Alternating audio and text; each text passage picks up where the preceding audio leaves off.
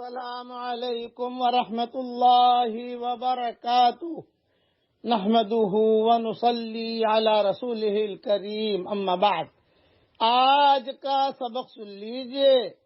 آج کے سبق کی سرخی ہے قرآن سے دوستی کیجئے، پارٹ نمبر 67۔ عبداللہ ابن ادریس ایک بہت بڑے امام گزرے ہیں مصر میں۔ ان کا انتقال کا وقت قریب آیا تو ان کی بیٹی تھی جو بہت لاڈلی تھی، بہت پیار تھا، وہ بیٹھی ہوئی رونے لگی۔ پوچھا بیٹی کیوں رو رہی ہو؟ یہ کہا ابا آپ دنیا سے جا رہے ہیں۔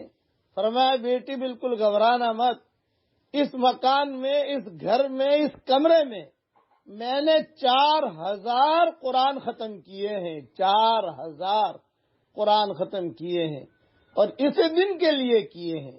یہ باتیں ہو رہی تھی کہ اچانک مغرب کی اذان ہوئی۔ جب مغرب کی اذانیں شروع ہوئی مصر میں تو آپ نے دیکھا ہوگا قاہرہ میں کہ جب اذانیں ہوتی ہے تو پورا قاہرہ گونج اٹھتا ہے، بہت مسجدیں ہیں وہاں۔ جب اذانیں شروع ہوئی تو انہوں نے کہا مجھے بٹھاؤ، مجھے بٹھاؤ، مجھے بٹھاؤ۔ بھئی کیا کرو گے، آپ تو مر رہے ہو، سکرات میں ہو۔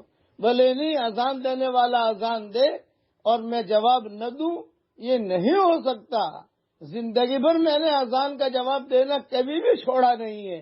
یہ اللہ کی طرف سے پکار ہے، اللہ کی طرف سے اعلان ہے، اللہ تعالیٰ کا پیغام ہے۔ چنانچہ ان کو بٹھایا گیا، وہ جواب دیتے رہے۔ پھر کہا چلو اب نماز شروع ہوگی، مجھے مسجد میں لے جاؤ۔ بھئی آپ تو چل نہیں سکتے، معذور ہیں۔ فرمایا نہیں نہیں نہیں نہیں، مجھے لے چلو، مجھے لے چلو۔ چنانچہ ان کے بیٹوں نے، ان کے خادموں نے ان کو اٹھایا اور اٹھا کر جو ہے وہ لے گئے، اور مغرب کی نماز میں وہ پیچھے کھڑے، چونکہ بڑے امام تھے، مغرب کی نماز میں کھڑے ہو گئے اور سجدہ میں جا کر ان کی روح پرواز کر گئی۔ یہ ہے حسن خاتمہ، کہ قرآن سے تعلق والے کو اللہ حسن خاتمہ بھی دیتا ہے۔ اس لیے قرآن سے دوستی کیجئے۔ اب پڑھ لیجئے میرے ساتھ، اللہم انی اسألک من فجاءۃ الخیر واعوذ بک من فجاءۃ الشر۔ اے میرے پیارے اللہ، اچانک کا خیر مجھے عطا فرما اور اچانک کے شر سے تو میری حفاظت فرما۔ آمین۔ وآخر دعوانا ان الحمد للہ رب العالمین۔